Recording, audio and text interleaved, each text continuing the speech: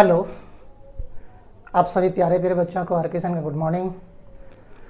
हम लोग chemical kinetics में अभिक्रिया वेग को प्रभावित करने वाले कारक पर डिस्कशन कर रहे थे और अभी तक हम लोग उनमें से दो कारक पर डिस्कशन किए हुए थे, जिनमें से पहला कारक था कि अभिकारक जो हैं वो किस अवस्था में एग्जिस्ट कर रही है, सॉलिड है, लिक्विड है, गैस है। और दूसरा जो उनमें से एक मेजर कारक हम लोग देखे हुए थे वो था कंसंट्रेशन, सांद्रता। अगर सांद्रता को चेंज करूं तो अभिक्रिया वेग किस प्रकार से प्रभावित होती थी और प्रभावित होती तो क्यों होती थी वो भी हम लोग डिस्कशन कर चुके हैं। ठीक है, तो आज हम लोग जो तीसरा जो फैक्टर देखेंगे, जो कि ये भी एक मेजर फैक्टर है, क्वेश्चन करता है टेम्परेचर। टेम्परेचर अभिक्रिया वेग को किस प्रकार से प्रभावित करती है।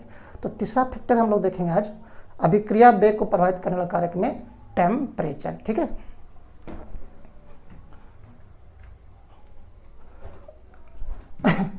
तो चलो बाबू देखते हैं टेम्परेचर। टेम्परेचर तीसरा फैक्टर होगा, फैक्टर तीसरा होगा टेम्परेचर, ताप। तीसरा टेम्परेचर, इसको बोलेंगे हम लोग ताप। ये ताप किस प्रकार से अभिक्रिया वेग को प्रभावित करती है ना, किस प्रकार से प्रभावित करती है। देखो बस मैं अभी ये बोल दूं कि हाँ, टेम्परेचर अभिक्रिया वेग को प्रभावित करती है। ये देखा गया है कि टेम्परेचर को बढ़ाने से अभिक्रिया वेग होती है, बढ़ जाती है। बढ़ ही नहीं जाती है, कुछ रिएक्शन ऐसे भी देखे गए हैं कि अगर वो रिएक्शन रुक सा गया है, नहीं हो रहा है, तो गर्म करोगे तो रिएक्शन होना शुरू हो जाती है। इसका मतलब ये हुआ कि ताप अभिक्रिया को प्रारंभ भी कर सकती है और उसके अभिक्रिया वेग को प्रभावित भी कर सकती है। ओके बाबू, प्रभावित किस प्रकार से, बढ़ा भी सकती है। ताप को बढ़ाने से अभिक्रिया वेग बढ़ जाती है। क्यों बढ़ती है, जरा आप समझने की कोशिश करना। हमने आपको प्रभावित टक्कर के बारे में बताया हुआ था और मैंने कहा था कि प्रभावित टक्कर की संख्या बढ़ने से अभिक्रिया वेग क्या होती है, बढ़ जाती है। बताया था मैंने, कोलिजन थ्योरी मैंने बताया था, उसके सारांश को मैंने बताया था। तो चलो उसी को मैं फिर से क्या करता हूँ, एक बार फिर से आपको इस टेम्परेचर को बढ़ाने से अभिक्रिया वेग क्यों बढ़ती है उसे मैं आपको समझाने की कोशिश करता हूँ। टेम्परेचर, ताप is the form of energy. ताप क्या है, एक एनर्जी का रूप है। ठीक है, समझना बाबू। एक बर्तन ले लो, उस बर्तन में आप पानी को रखो और उस पानी मतलब H2O मतलब रासायनिक पदार्थ है। अब उसमें क्या करो, आप नमक को डालना शुरू कर दो। नमक को डालना शुरू करोगे तो देखना एक अधिकतम मात्रा तक उसमें नमक घुलना शुरू करेगी और अब जितना घुलना तक घुल गया, अब उससे और अधिक नमक को डालोगे तो देखना जगह पेंदे पर क्या होता है, बैठ जाता है। पेंदे पर बैठ जाता है ना, मतलब अब वो नहीं घुलेंगे। अब क्या करो, उस बर्तन को पकड़ कर गर्म करो तो देखना गर्म करने से जो चीनी नमक बैठा हुआ था वो क्या होते हैं, घुल जाते हैं। इसका मतलब ये हुआ जो रासायनिक अभिक्रिया रुकी हुई थी, मैंने कहा था सारे अभिकारक अभिक्रिया में भाग नहीं लेते हैं, तो जो अभिक्रिया रुक सा गया था वो क्या हो गया, अभिक्रिया फिर से शुरू हो गया या फिर रिएक्शन फास्ट हो गया, है ना। ऐसा क्यों होगा, इसको समझने के लिए चलो मैं आपको एक सिंपल सी एक कॉमन एग्जांपल बताता हूँ। ठीक है, मान लिया जाए ये मेरा कमरा है, एक कमरा है और इस कमरे में 100 स्टूडेंट्स हैं, है ना। नंबर ऑफ 100 कितना बाबू, 100 स्टूडेंट पढ़ा हुआ है, मतलब स्टूडेंट की संख्या बहुत ज़्यादा है। ओके बाबू, और मैं चाहता हूँ इनमें से जो कुछ स्टूडेंट उसको इस प्रकार से प्रोडक्ट में बदल दूँ, है ना। जो स्टूडेंट था वो रिएक्टेंट का मैंने इसको माना और उस रिएक्टेंट में से कुछ रिएक्टेंट को मैं इस प्रकार से प्रोडक्ट में बदल दूँ, कुछ स्टूडेंट को इस प्रकार से प्रोडक्ट में बदल दूँ। देखना बुरा मत मानना, मैं समझाने की कोशिश कर रहा हूँ। ठीक है, तो क्या करूँ, जिस कमरे में जहाँ पर 100 स्टूडेंट खड़ा हुआ था वह मैं 1000 रुपये का सिक्का क्या करूँ, इस प्रकार से लुटा दूँ। इस प्रकार से 1000 का सिक्का लौटा दूँ। लुटा दिया तो क्या होगा, उस लूटने के चक्कर में, स्टूडेंट लूटने के चक्कर में भगदड़ मच जाएगा और भगदड़ मच जाएगा तो क्या होगा, कभी ना कोई ऐसे स्टूडेंट आएंगे जो आमने सामने से आकर क्या होगा, टकराएगा। एक थ्रेशोल्ड फ्रीक्वेंसी के साथ एक प्रॉपर ओरिएंटेशन टकराएगा और टकराने से क्या होगा, प्रोडक्ट बनने की संभावना बढ़ जाती है। भगदड़ में तो ये होता है ना, भगदड़ में। देखो बाबू, मैंने पैसे को उछाला, पैसा is the form of energy. Temperature का काम किया, पैसे ने एनर्जी का काम किया, एनर्जी पैसे को उछालने से क्या हो गया, जो स्टूडेंट खड़े थे सब में क्या हो गया, भाग दौड़ हो गया। भाग दौड़ मतलब उसकी गतिज ऊर्जा बढ़ गई, और गतिज ऊर्जा बढ़ गया तो क्या होगा, गतिज ऊर्जा बढ़ने के कारण उसको उसमें क्या होगा, इफेक्टिव कोलिजन की संख्या क्या होंगे, बढ़ने की संभावना बढ़ जाएगी, और बढ़ने उसके कारण क्या होगा, प्रोडक्ट बढ़ने की संभावना तेज हो जाएंगे। इसका मतलब क्या हुआ, रिएक्शन का रेट बढ़ गया, है ना। इसका मतलब ये हुआ ताप को बढ़ाने पर रिएक्शन का रेट क्या होती है, बढ़ती है। क्यों, क्योंकि जब गर्म करोगे अभिकारक के अणु एनर्जी को ग्रहण करेगी, एनर्जी ग्रहण करने से क्या होगा, उसकी गति ऊर्जा बढ़ जाती है, और गति ऊर्जा बढ़ने से क्या होगा, इफेक्टिव कोलिजन की संख्या बढ़ जाती है, और उससे क्या होगा, अभिक्रिया वेग बढ़ जाती है। तो इन्हीं को मैं क्या करता हूं, आपको लिखा रहा हूं, ठीक है। पहला पॉइंट आप तेजी से लिखने की आदत डालोगे बाबू, मैं नहीं लिख रहा हूं, आप तेजी से लिखने की आदत डालोगे। ताप का अभिक्रिया वेग पर, ताप का अभिक्रिया वेग पर बहुत अधिक प्रभाव पड़ता है। ओके बाबू, सेकेंड पॉइंट लिखोगे, बोलो लिखना। ताप बढ़ाने पर अभिक्रिया वेग बढ़ती है। ओके बाबू, फुल स्टॉप देना। ताप बढ़ाने पर, फुल स्टॉप के बाद, ताप बढ़ाने पर अभिकारक के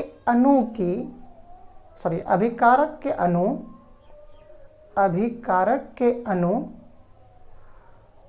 ऊर्जा को ग्रहण करती है। कौन सा ऊर्जा बाबू, हीट एनर्जी, है ना। ऊर्जा को ग्रहण करती है, जिसके कारण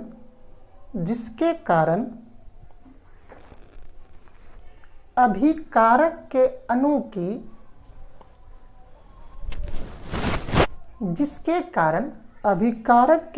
की गतिज ऊर्जा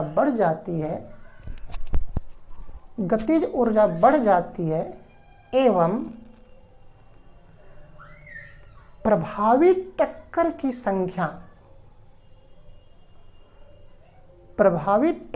संख्या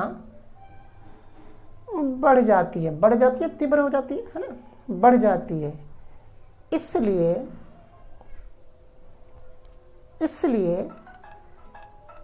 अभिक्रिया वेग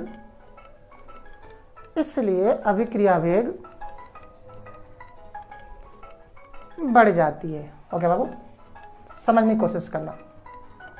ये देखा गया है कि अगर ताप को 10 डिग्री से बढ़ा दिया जाए, कहने का मतलब ये हुआ, 10 डिग्री बढ़ाने का मतलब क्या हुआ, कि जो काम पहले 100 डिग्री पर हो रही थी अब 110 डिग्री पर हो जाए, है ना। जो काम पहले 300 पर हो रही थी अब 310 पर हो रहा हो, जो काम पहले 350 डिग्री पर हो रही थी अब 360 पर हो जाए। ये मतलब है 10 डिग्री पर ना।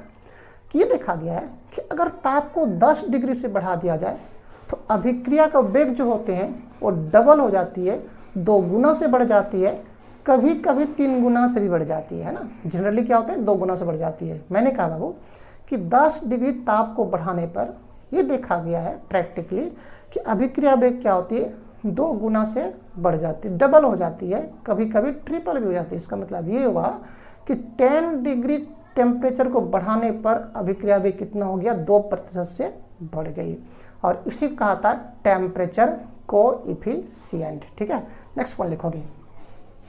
नेक्स्ट पॉइंट, प्रत्येक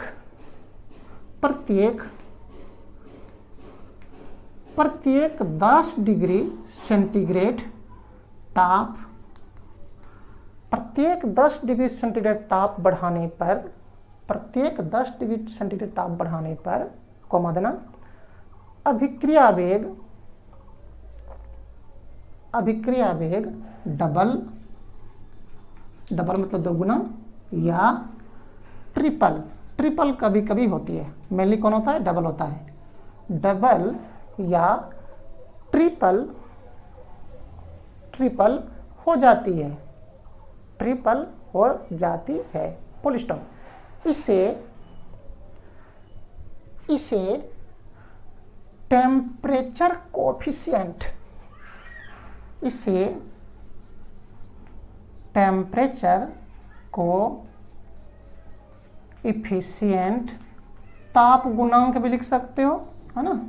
इसे टेम्परेचर कोएफिशिएंट टीसी कहा जाता है, इसे टेम्परेचर कोएफिशिएंट कहा जाता है। ओके बाबू, इसका मतलब ये हुआ टेम्परेचर कोएफिशिएंट। अतः टेम्परेचर कोएफिशिएंट बराबर, ओके, मैंने बटा दिया, रेट कांस्टेंट था T डिग्री सेंटीग्रेड टेम्परेचर पर, T मतलब जिस पर आप काम कर रहे थे, 300 पर तो 300 यहाँ पर रखेंगे हम लोग, है ना, 210 पर तो 210 यहाँ रखेंगे, ओके। और जब अब क्या हो गया, उसका ताप 10 डिग्री से बढ़ गया, मतलब ये 300 पर था तो 300 प्लस 10 310 हो जाएगा। अगर ये 350 था, 350 प्लस 10 360 पर हो जाएगा। ओके बाबू, तो ये देखा गया कि रिएक्शन का रेट क्या होती है, डबल हो जाती है, या फिर क्या होती है बाबू, ट्रिपल होती है। इसी को कहा जाता है टेम्परेचर कोएफिशिएंट। ओके, डबल हो गया, इसका मतलब क्या हो गया, 2% से बढ़ गई। जनरली 2% से ही बढ़ते हैं, 3% पर काम बहुत कम देखा गया है। ओके, तो नीचे में लिखूं, नोट करके नीचे में, अर्थात प्रत्येक 10 डिग्री सेंटीग्रेड ताप बढ़ाने पर अभिक्रिया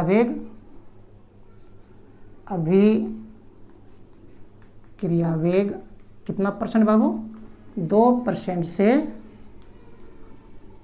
बढ़ जाती है। ये सब आपसे ऑब्जेक्टिव क्वेश्चन करेगा।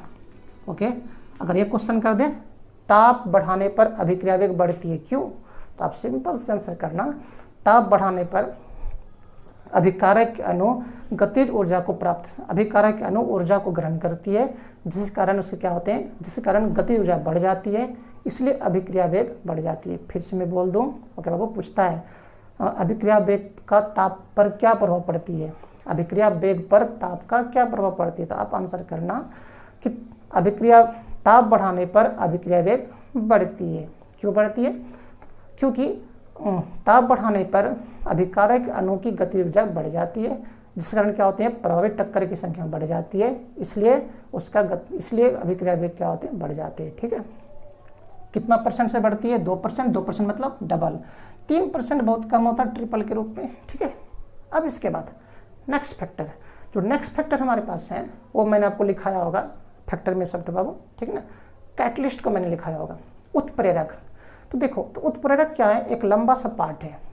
उत्प्रेरक पहले देखना पड़ेगा उत्प्रेरक क्या है, वहीं पर आपका एक्टिवेशन एनर्जी आएगा, वहीं पर हम लोग थोड़ा सा प्रमोटर भी देख लेंगे, वहीं पर नेगेटिव कैटलिस्ट क्या है, पॉजिटिव कैटलिस्ट क्या है। ठीक है, थोड़ा सा वो क्या होता है, सेक्शन लंबा हो जाता है। अगर उस सेक्शन को मैं इसमें जोड़ दूं तो वीडियो बहुत लंबा हो जाएगा, फिर आप लोगों को स्टडी करने में प्रॉब्लम आ जाएंगे। तो हम क्या करते हैं, उसके बाद जो फैक्टर्स हैं, छोटा छोटा फैक्टर्स हैं, उसको देख लेते हैं। जैसे प्रेशर है, सूर्य के प्रकाश है, तो चलो नेक्स्ट फैक्टर क्या देखते हैं हम लोग, प्रेशर और सूर्य के प्रकाश की उपस्थिति। तब हम लोग नेक्स्ट वीडियो में क्या देख लेंगे, कैटलिस्ट किस प्रकार से प्रभावित करेगी। ठीक है, चलो आ जाओ। पहले इसमें देखो, एक क्वेश्चन मैंने क्वेश्चन छोड़ दिया, क्योंकि देखो जैसे एग्जाम्पल है समझने के लिए, कि कोई कह दे कि एक रिएक्शन का रेट है, वो क्या है कि 3 गुना 10⁻⁻2 है ना, मोल पर लीटर पर सेकेंड है। ओके बाबू, एक रिएक्शन का रेट R1 जो है वो कितना, 3×10⁻²2 मोल पर लीटर पर सेकेंड है। वो किस पर है, 300 डिग्री सेंटीग्रेड ताप पर है। इतना ताप पर इस रिएक्शन का रेट इतना है। अगर एक क्वेश्चन कर दे, बताओ ऑब्जेक्टिव में, तो इस रिएक्शन का रेट 310 डिग्री सेंटीग्रेड पर कितना होगा। देखो कितना से बढ़ गया, 10 डिग्री से बढ़ गया और 10 डिग्री से बढ़ जाएगा तो क्या होगा, वो रिएक्शन का रेट डबल हो जाएगा। तो आंसर क्या हो जाएंगे, आंसर ऑब्जेक्टिव में पूछेंगे, आंसर बढ़ जाएगा R2 हो जाएगा। तो पहले इतना था, अब कितना से बढ़ गया, 10 डिग्री से, और 10 डिग्री से बढ़ गया तो क्या डबल हो जाएंगे, है ना, डबल हो गया इस प्रकार से। ओके, इतना हो जाएगा क्या, मोल पर लीटर पर सेकेंड। ओके, अब मल्टीप्लाई कर देना। ओके, जैसे इसी एग्जाम्पल को मैं एग्जाम्पल नंबर दूसरा बोल दूं, अगर कह दे एक रिएक्शन का रेट, एग्जाम्पल नंबर दूसरा, पहला में ये हुआ, दूसरा में अगर रिएक्शन का रेट 3 × 10⁻² मोल पर लीटर पर सेकेंड 300 डिग्री सेंटीग्रेड पर, तो कहेगा बताइए जी कि 320 डिग्री पर उसका रिएक्शन का रेट क्या होगा, है ना। तो कितना से बढ़ गया, 10 डिग्री से बढ़ गया है क्या। तो देखो, तो रिएक्शन का रेट कितना होगा बाबू, हम यहाँ पे आपको कर रहे हैं, R2 होगा। तो कितना पर, पहले 300 पर था, 300 डिग्री सेंटीग्रेड पर, तो 310 पर होता तो डबल होता, और 320 पर होता तो और एक बार डबल हो जाता, नहीं होता क्या।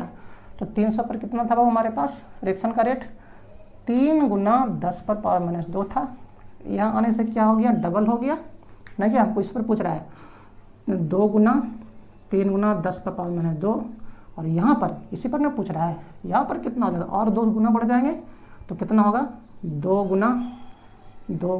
3 × 10⁻², मतलब सॉरी 3 ना बाबू, ये 3, हाँ ठीक है, मतलब ये हो गया 3 × 6 = 12, 12 गुना से 12 × 10⁻² हो जाएंगे, ठीक है। तो इस प्रकार से ऑब्जेक्टिव अगर क्वेश्चन करता हो तो आप आराम से बना सकते हो। चलो हम लोग नेक्स्ट फैक्टर पर देखते हैं, दाब। दाब, फोर्थ फैक्टर, प्रेशर, दाब, प्रेशर। देखो ये देखा गया है कि अगर कोई रिएक्शन गैसीय अवस्था में हो, गैसीय अवस्था में हो, और हम लोग जानते हैं गैस के अणु क्या होते हैं, बहुत दूर दूर होते हैं, बहुत दूर रैंडम मोशन में होते हैं। ओके, जब मॉलिक्यूल दूर दूर हो तो उसमें आपस में टकराएंगे जरूर, तो टकराने की संभावना क्या होंगे, कम होंगे। अगर उस पर दाब लगा दूं, दाब लगाया जाए तो क्या होंगे, दाब लगाने से उसके गैस के अणु क्या होंगे, नज़दीक आना शुरू करेगा, और नज़दीक आने से क्या होगा, अब जो रैंडम मोशन में था गैस के अणु, इधर उधर भागने वाला था, अब टकराने की संभावना क्या होगी, तेज हो जाएगा, और तेज होंगे तो रिएक्शन का रेट क्या होगा, बढ़ जाएगा। इसका मतलब ये हुआ, दाब को बढ़ाने पर गैसीय अभिक्रिया की अभिक्रिया वेग क्या होती है, बढ़ जाती है। लिखना बाबू, पहला पॉइंट लिखना, दाब बढ़ाने पर गैसीय अभिक्रिया की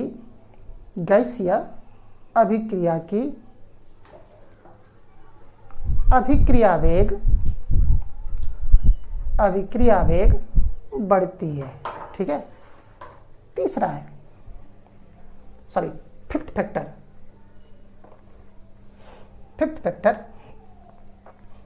सूर्य प्रकाश, सनलाइट,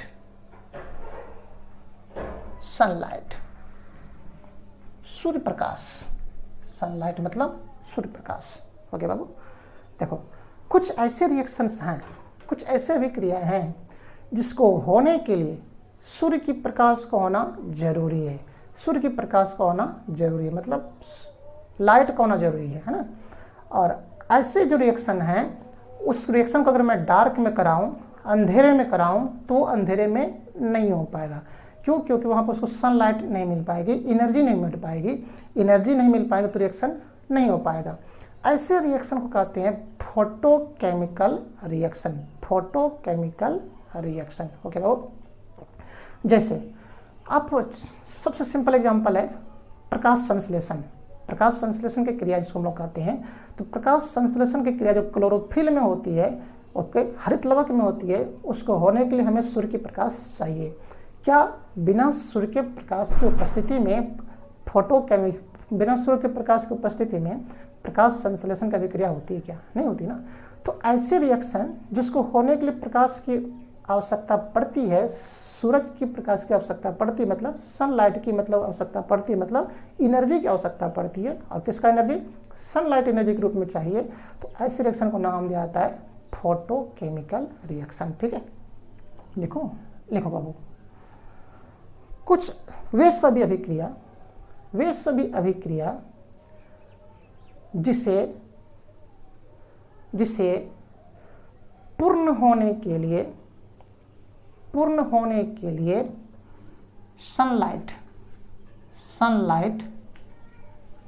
सनलाइट मतलब एच न्यू। ओके बाबू, सनलाइट मतलब एच न्यू, एच मतलब प्लैंक्स कांस्टेंट, न्यू मतलब फ्रीक्वेंसी। किसका फ्रीक्वेंसी? इंसिडेंट सनलाइट का। ओके बाबू, सनलाइट सूरज की रोशनी में एनर्जी है और उस एनर्जी को हम लोग क्या दिखाते हैं बाबू? एच न्यू से, एच न्यू। ओके बाबू, लिखे मैंने।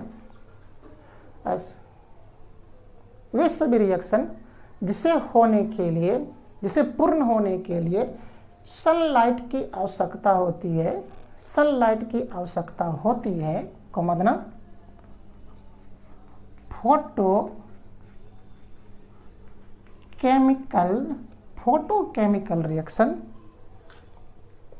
फोटोकेमिकल रिएक्शन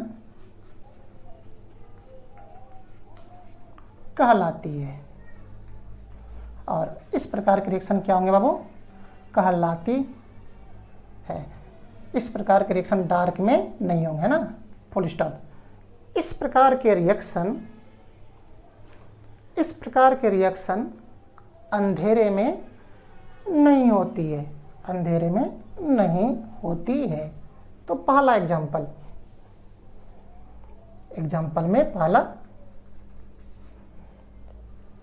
में प्रकाश संश्लेषण, फोटोसिंथेसिस।